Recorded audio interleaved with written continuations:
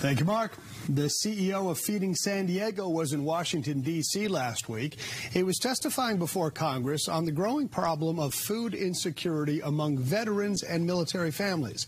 KUSI's Casey McKinnon shows us how this local nonprofit is working to feed those who are defending our country. There are approximately over 200,000 active duty military personnel and military families that live in San Diego.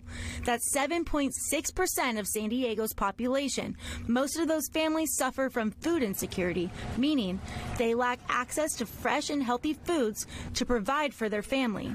It's sad, but people get stationed in San Diego by the military, and then they're not paid enough money to provide for their families right here in our community. Enlisted service members, particularly those with the rank of E1 through E6, are struggling to afford housing in San Diego, as well as providing nutritious food for their families. The reality is that this food insecurity, we call it, is affecting all of the branches of the armed services that are present in our county. The higher the rank the individual, the more pay they get, and the less likely they are to be experiencing this food insecurity. But honestly, the military is shaped like a pyramid, and so those E1 through E6 grades are where most of the military personnel in our county are being paid, and it is the hardest, lowest paid positions when you go out into a county where the cost of living is 40% higher than the national average. They risk their lives defending our country but suffer from hunger and financial stability.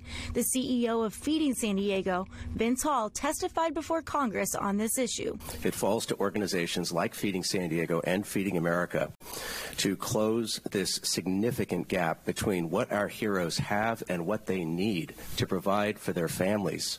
His goal, to be heard by our government and to get this issue resolved quickly. It's really tragic that somebody could be in Iraq or in Afghanistan in a combat zone, and they should have all of their mental attention on the mission that's right in front of them, and yet there's a piece of their thoughts that are dedicated to the knowledge that their family back in San Diego, California, in the United States of America, might not have enough food to eat today.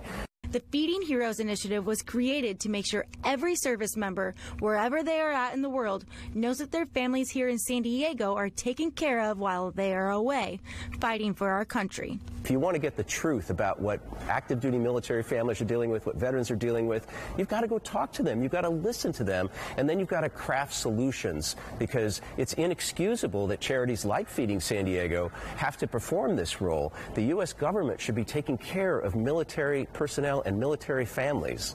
Vince Hall says that the most important way to help is to be an advocate for Feeding San Diego by using word of mouth to help others become aware of this issue. If the government isn't helping in every way that they can, we as San Diegans can make a difference for our country's heroes. Casey McKinnon, KUSI News.